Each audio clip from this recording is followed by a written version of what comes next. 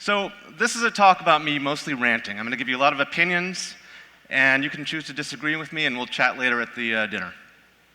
Here's the basic idea. I believe there are a lot of problems with the security industry today. We're about 20, 25 years old in this industry, and I think there's some counterproductive mindsets and practices that we have that I think could be improved.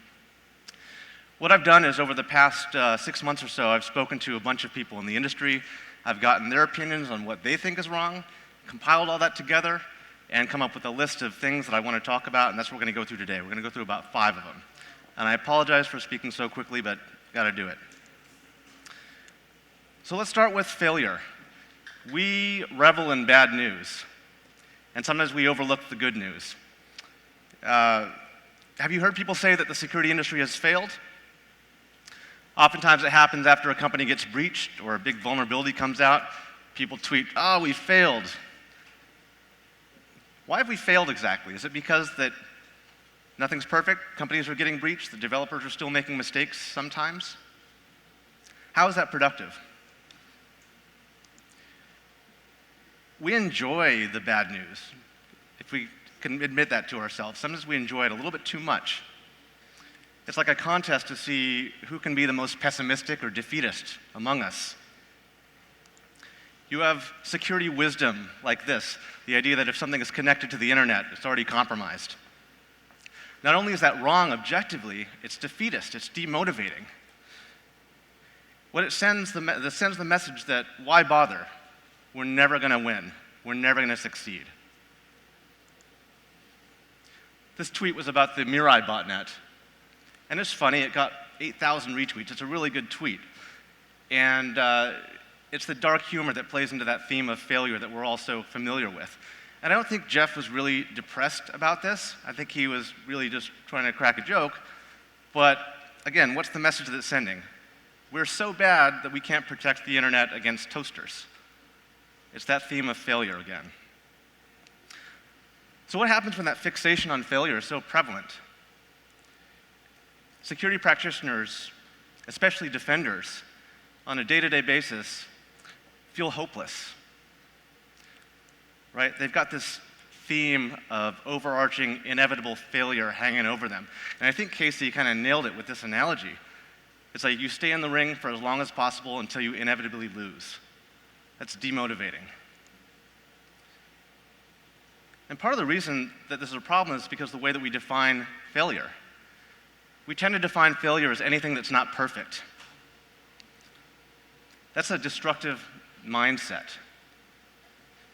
The way that it manifests sometimes is that I'll say to you, wow, you didn't build this thing in the best possible way. You didn't build the ideal solution. That's really stupid of you. But think about it outside of the security coding sensibility. Imagine your kid comes home with a 99% on a math test. How many of you would view that as failure? Yeah, there's always one. The rest of us think that's ridiculous. But what we do is, we criticize things for imperfections way more than we recognize good things that come out of it. Here's another example. A lot of security purists will say that because SMS-based two-factor authentication is vulnerable to nation-state level attacks, that just nobody should use it at all. And that's bad advice. That is harmful advice to the vast majority of the population who is not being targeted by nation states. But you have very credible people that will say things like that. Don't use it because it can fail sometimes.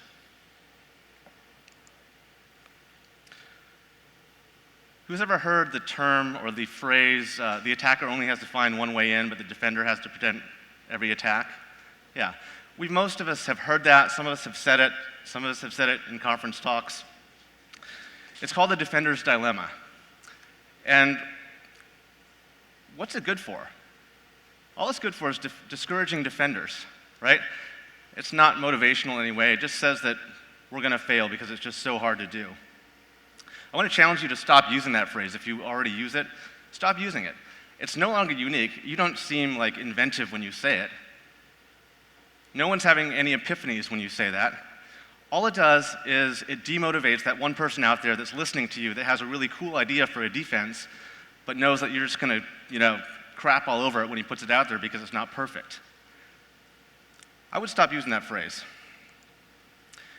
If you zoom out a little bit in terms of defense and offense, and this is sort of something that Mark talked about this morning for 30 minutes, so I'm not going to dwell too much, but basically, little steps in defense have led to offense getting a lot harder over the years, right? This is the past 10 years of systemic defenses built into Microsoft products. It's got a lot harder. Defenders have built these little things, and now it's really hard to build a browser exploit in 2016. Charlie Miller agrees, said it got too hard around 2012. I mean, obviously it's not perfect, but it's kind of a cat and mouse game, as it always is. And that's the way it's going to go. I mean, imagine if 2003 in some alternate universe where Microsoft said, instead of starting to build defenses, we don't think we can get it right. We don't think we can do anything that's perfect, so let's just not try it all. We would never have any of those steps that came along in the last slide. And to be clear, it's not the Microsoft people overstating what they've built. It's not me giving them too much credit. Exploit developers, offensive minds, say that this has gotten harder. Halvar said it, Charlie said it, Mark said it this morning. It's getting harder. And that's because they built these structural defenses. Who's heard perfect is the enemy of good? Not many of you participate in this whole hand-raising thing. I know. So we've known basically since the 1600s when Voltaire came up with this quote that perfectionism is dangerous. But there is a lot of perfectionism in our industry.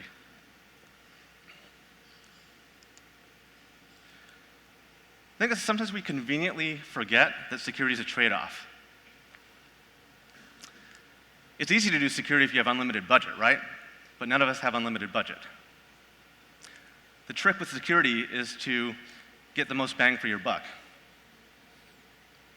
You can't always build the ideal solution. What are the trade-offs? Can I make more revenue if I make a little security compromise today and build that feature a little bit better 2 months from now? Decisions have to be taken into context. It can't be perfect the first time. And if we continue to have unreasonable demands for perfection with our developers and the other people we work with, we become like an emotionally abusive partner. It's a little bit dark, but I thought it was a good analogy. So what do we do differently? Well, first of all, stop framing everything as failure. Think about better versus worse instead of good versus bad. Don't be such a perfectionist. Think about the 80-20 rule or the 90-10 rule and apply that. We're very good at poking holes in things because that's kind of what we do, but try to celebrate successes a little bit better and realize that you don't have to get everything right the first time. You can iteratively improve things that you're building. But we don't stop at calling ourselves failures, right? We like to call developers failures also. I was at this OWASP summit about 5 years ago, and somebody got up on stage and said, "Developers don't know shit about security," and he got a big round of applause. John Willender, who was in the audience, tweeted this back. He said, "Well, I got news. You don't know shit about development." And that's actually true. A lot of us that come from the breaker mentality, we don't know what development is really like. We've never developed commercially, right? We might be able to write some code, but that's about it. A lot of times we think if something was easy to exploit, it should be really easy to fix, right? We'll say things like 30 days should be fine. That's plenty of time to fix something. But we don't have any context about their product roadmap or their customers or their impact or any of the other things that go on behind the scenes. We don't know development as well as we think we do. John Willender, again, after the OWASP thing, did a survey of developers where he asked them what their priorities were, just to kind of see where did security fit in there. And sure enough, security was on the list after functions and features, performance, usability, uptime, and maintainability. There it is. It's number 6. So again, it's not that they don't care. It's that it's prioritized lower. It's that they're being held accountable for all these other things, and security as well, maybe. Sometimes we view that as a failure to care about security, but really it's just they've got a prioritization exercise going on there. Because it's not that hard to learn about security. There's plenty of resources out there today, but if the person paying their paycheck says, you got to worry about performance and usability first, what do you think they're going to do? So what's the right way for us to engage with developers in a productive way? give you one more story here, and then we'll come back to it. So did you know that the fight for women's suffrage in the US was successful largely because of alcohol? I'll elaborate. Not in the way that you think.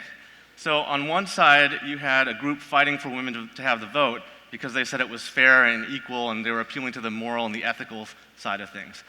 Those people were viewed as radicals. And you had this other group over here that said, man, we really want to get rid of alcohol in this country, and we know that women are increasingly, largely, in favor of prohibition. So if we get them to vote, we can get rid of alcohol. And sure enough, that was actually what tapped into the motivation of people to get women to vote, and the outcome of that was prohibition. Eventually repealed, but women got the vote. The point of this is that we have to think about the reason why this happened, right? I stole that story from this book. And what the author says about why that worked was the people pushing for the vote presented their values as a means of pursuing other people's values, right? They linked their agenda, which was suffrage, to familiar values that other people already held, which was the prohibition.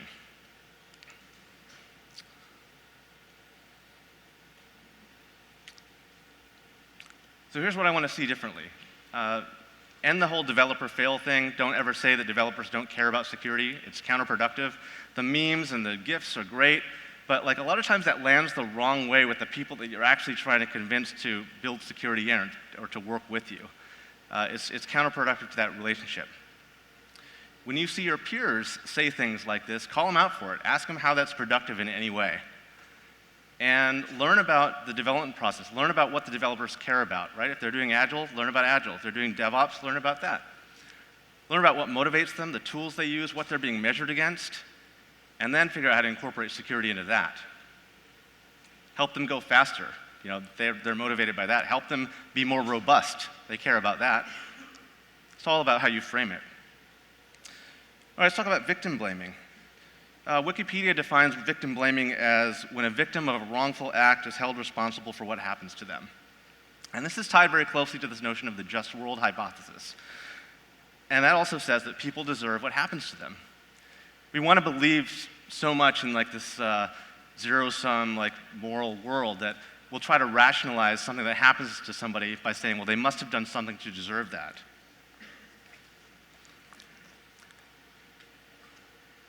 This plays out in cybersecurity all the time, right? What happens when a company gets breached? The first thing the security people on Twitter will be like, well, wow, they did this really stupid thing. That was really dumb. They deserve to be breached. I mean, yes, sometimes the mistakes they made to get breached are actually easy to avoid. That doesn't mean that they deserve to get breached. It's like the cybersecurity equivalent of she was wearing a short skirt, so she deserved to be assaulted, right? The criminal is the attacker. You don't blame the victim. And we do this for users as well as companies. We victim blame users. Somebody gets hacked and we say, well, they did a stupid thing. They made a bad security decision. But the thing is, designing products that encourage people to make good security decisions is hard. It's more of a UX problem than a technical problem even. For example, for an average non-technical user, configuring the privacy settings of your social media might as well be this interface on the screen. It's not obvious. We have to make things more obvious to people. Here's my favorite terrible, frustrating example of a user-hostile thing that was built. A lot of websites do this. They don't let you paste into the password field of a website. And so what they're actually saying to you is that we're not going to let you use a password manager. We're going to encourage you to make a bad security decision, which is to reuse your password everywhere. And then that user will get compromised, and then we'll pile on being like, oh, they're so stupid, they reused a password. Instead, what happened is this company was given bad advice, and they created a situation where users make bad decisions. Even when you're a company that puts a lot of time and effort and money into UX around security decisions, you end up in situations like this. It is hard to do. So don't be so quick to victim blame users either when they get compromised. Instead, look for ways to improve the experience. Try to understand why they made bad decisions to begin with. Professor Nancy Leveson at MIT did this study of safety engineering where she came to the conclusion that blame is what causes companies not to improve in terms of incidents and things like that. The more companies try to put a finger on something and blame people rather than look holistically and look for systemic issues, the more likely they were to never get better. So there's a parallel there too, right? When we're too quick to blame, trust reduces, companies get less transparent, people are less likely to report issues because they're afraid of the fallout of it. It's easy to blame the developer that wrote some code that had SQL injection in it, or to blame the executive that left their laptop on a plane. But even so, if you did everything else right, if you were doing everything perfectly, you would still get breached. It's more important to look at holistically, systemically, what could you have done process-wise, or where are the gaps that could have caught that behavior or minimized the impact of it that would have made the situation better, as opposed to punitively harming, pointing the finger at somebody and saying, like, you were bad. So what I think we can do differently here is stop being so gleeful about breaches, stop taking joy in them, having a little empathy about it because it could happen to any of us. Remember that the criminal is the attacker. When you're in an organization where people are doing things that may lead to bad outcomes security-wise, just assume that they did have good intentions to begin with. They didn't come into work hoping to screw things up. Try to find systemic ways to work against those behaviors. All right, dogma and best practice. So I would define best practices, first of all, I don't think best practices exist, but I would define it as one of two things. Number one is advice I thought seemed reasonable. And the other one is advice that is clearly overkill for the situation, but it's my favorite way to do it, so I'm going to recommend that you do it that way. Whatever website I copied this from clearly got some bad advice from a consultant where they said the best practices for password policy was to do these 15 different things. This is bad advice. There's no such thing as best practices. A lot of times you get bad advice presented in a clever way, and it perpetuates. We've known for 6, 7, 8 years now that mandating overly frequent password changes is a bad idea. It makes people make bad decisions. Yet you have this, which was just last year and got lots of retweets because it looked like it was like a cleverly presented thing. And so like dogma, really what I'm getting at here is dogma is that belief in some particular approach, regardless of evidence to the contrary that it actually even works. So best practices don't exist, right? You need context before you make a recommendation to somebody on how to fix something or how to build something. I can't think of a single security thing where objectively if you could apply it in any given situation and it's always correct. You always want to get some business context. What about this one? Security through obscurity is bad, right? We've all heard that one. That's one form of dogma. But it's actually not true either. Like, you don't want security through obscurity as your only defense, but if you've got other layers of defense, security through obscurity, adding some obscurity in there to make it harder for the attacker, to raise the attacker cost, can actually be productive. This one's just funny. A lot of times we give advice that we don't follow ourselves, and obviously this is not a serious example, right? But I just thought it funny that Usenix Security didn't allocate enough space on their own cake for their string, right? So there's a lot of do as we say, not as we do in our industry, and that's kind of what I'm getting at with the best practices. Sometimes we'll look at a decision that some other company made or some other team or group made, and it doesn't make sense to us, and so we want to immediately prescribe that they should have done it a better way. But we don't know the factors that went into that decision. And so we have to stop ourselves, I think, from jumping in without knowing all the information. I like this quote from Wendy: "The security choice doesn't look good to me, but I don't know all the internal risk analysis that went into it." It's not as fun as like kind of tearing someone apart, but it's a lot more productive. So let's resist the urge to present dogma as best practices. Think about avoiding the phrase best practices and making contextual decisions, contextual recommendations when you're dealing with companies or customers or internal stakeholders or whatever. Man, I'm running out of time. All right, this one's a little controversial, but let's do it anyway. So this is my starting point, this quote by Sean Moyer.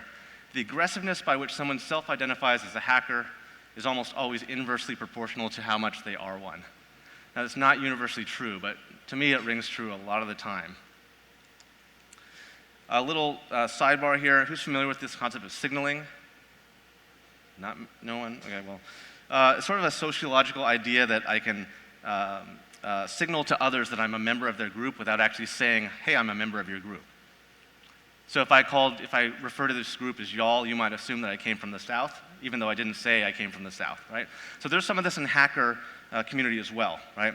It's different. It's like the black t-shirts, or name dropping, or bragging about stuff that you broke. But my worst one, my biggest pet peeve, is the extreme, unwarranted paranoia. So who's ever heard someone say, I'm not going to turn my phone on the entire time I'm in Vegas? And then like 5 minutes later, you see that person on their phone in Vegas. It's like they said that to like make themselves seem credible with the group that they're trying to impress, but they don't actually follow those rules. It's just a way of signaling that they're elite or whatever. To the rest of the world, when we come across like that, we just seem like we have no ability to assess risk, right? You may signal credibility to other hackers by doing that, but everyone else is just looking at you like you're crazy. And then you expect me to take your advice in terms of how to spend your security budget. It doesn't make sense. Meredith nails it here. Paranoia, when they aren't actually out to get you, is just another form of unwarranted self-importance. And if they are out to get you, well, then you're screwed regardless. If you haven't read this paper by James Mickens, go read it. 24% of 8,000 people that responded to this poll on Twitter think that it's more likely that they're going to be hacked by an intelligence agency than a banner ad. Objectively wrong.